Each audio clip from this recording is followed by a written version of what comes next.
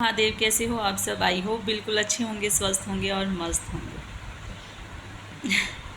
जैसा कि आपको पता है कि मैं ब्लॉग सिर्फ जब बहुत दुखी होती हूँ, मतलब जब कुछ बहुत कुछ चाह कर कुछ भी नहीं कर पाती हूँ, जब मुझे लगता है कि मेरे बस की ये बात नहीं है, तभी मैं वो ब्लॉग बनाती हूँ। या फिर मैं बहुत खुश होती हूँ तब ब्लॉग बनाती हूँ।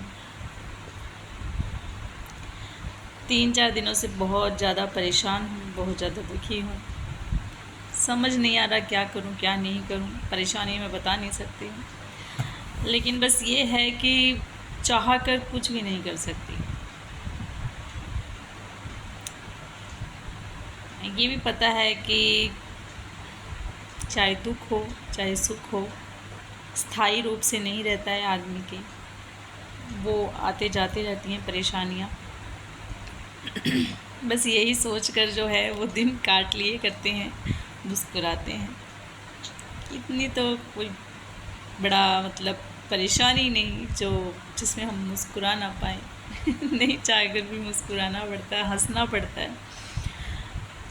लेकिन जो दिमाग होता है ना, जिस टाइम पे टेंशन होती है तो सच में वो दिमाग की धज्जियाँ उड़ जाती हैं। क्या करें क्या नहीं करें समझ नहीं आ रहा। मतलब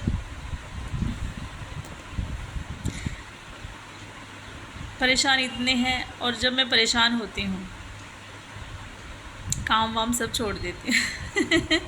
कईयों की आदत होती है कि अपना रूटीन का जो वर्क है वो प्रॉपरली करते हैं, लेकिन मुझसे नहीं हो पाता है।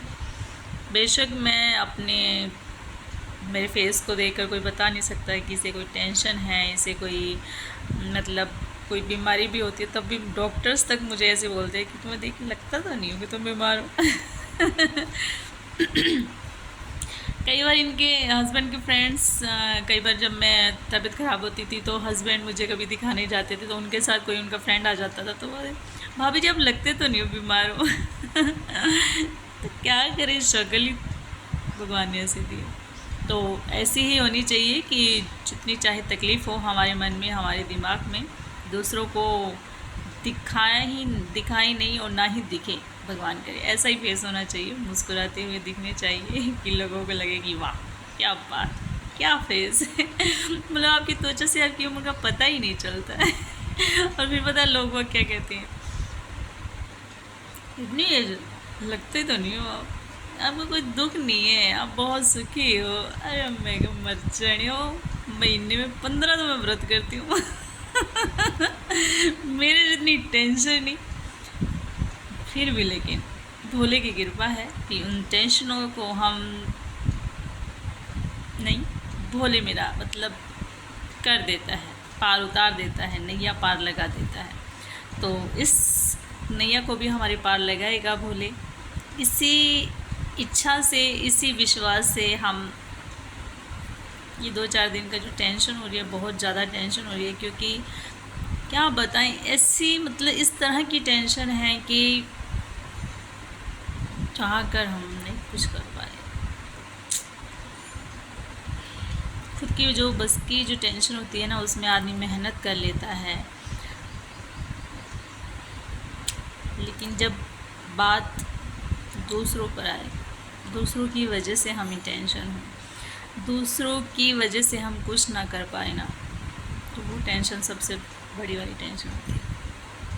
आज 3 दिन हो गए टेंशन करते करते, कुछ काम करने का मन नहीं कर रहा है। शॉप है, वहाँ पर जाते हैं, थोड़ा करते हैं, लेकिन दिमाग जो है उसी टेंशन में लगा हुआ है। तो गाइज़ क्या करें, थोड़ी सी आप भी सलाह दीजिए, कमेंट्स कीजिए कि ऐसी सिचुएशन में कि हम चाह कर भी कुछ नहीं कर पाएँ, सिर्फ़ एक दुआ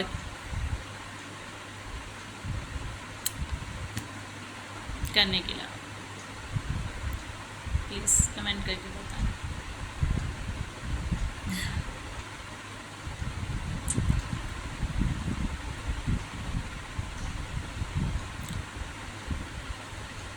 चलो ठीक है।